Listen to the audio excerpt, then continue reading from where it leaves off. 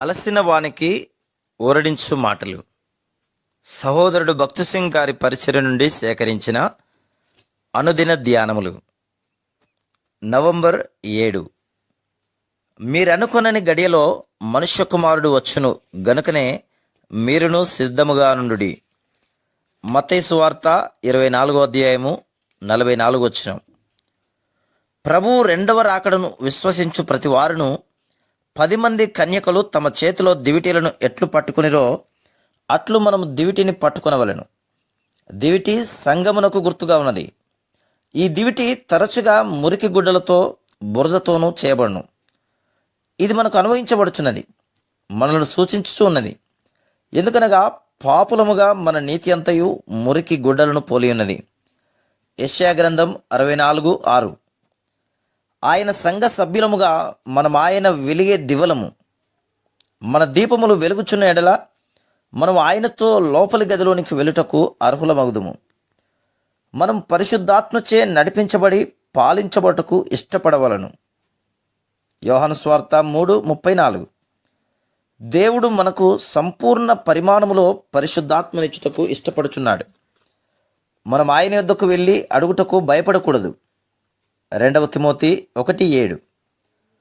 మానవుల దృష్టికి నీవెంత తక్కువగా చిన్నగా కనిపించినను నీవు దేవుని దగ్గరకు వెళ్ళుటకు నీకు రాత్రైనను పగలైనను హక్కు ఉన్నది.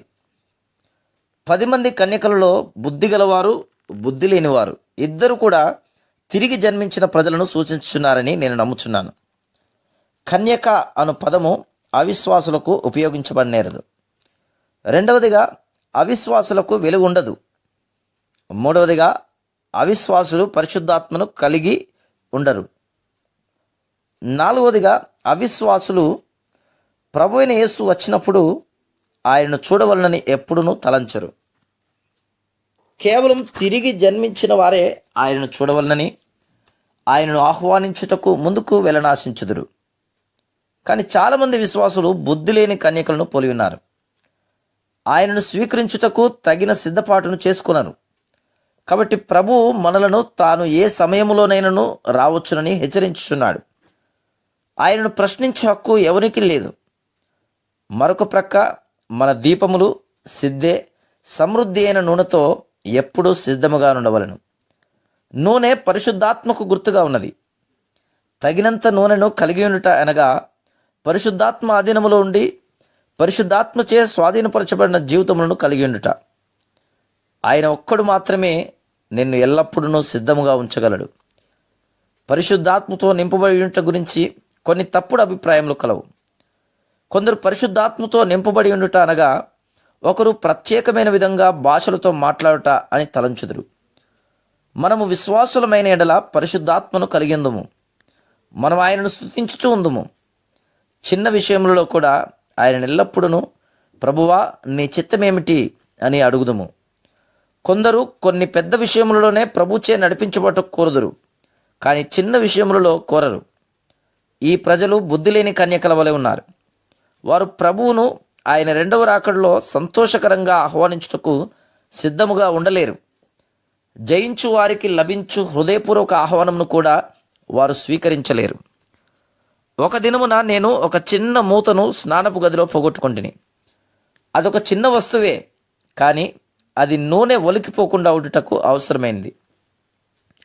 కాబట్టి నేనిట్లు ప్రార్థన చేస్తుని, ప్రభువా ఈ మూతను ఎట్లు కనుగొనవలనో నాకు తెలియదు. నేను అన్ని వైపులా చూసి తిని, అదంతా విలువైనది కాకపోవచ్చు, కానీ అది నాకు ఉపయోగకరమైంది. దయచేసి దానిని నన్ను కనుగొననేమో. 3 దినముల తర్వాత దానిని నేను కనుగొంటిని. ఈ అనుభవము నాకు చాలా ప్రశస్తమైనది. మరలా నేను మనకు అవసరమైన చిన్న విషయముల ఎడల కూడా ప్రభువు ఎంత ఆసక్తి కలిగి ఉండునో అని తెలుసుకొంటిని. కాబట్టి మనం తరచుగా ఆయన దగ్గరకు వెళ్ళుటకు, ఆయనకు చాలా సమీపముగా నడుచుటకు నేర్చుకొనవలెను.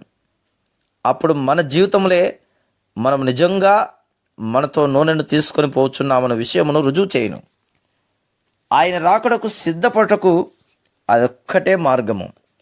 Praise the lord.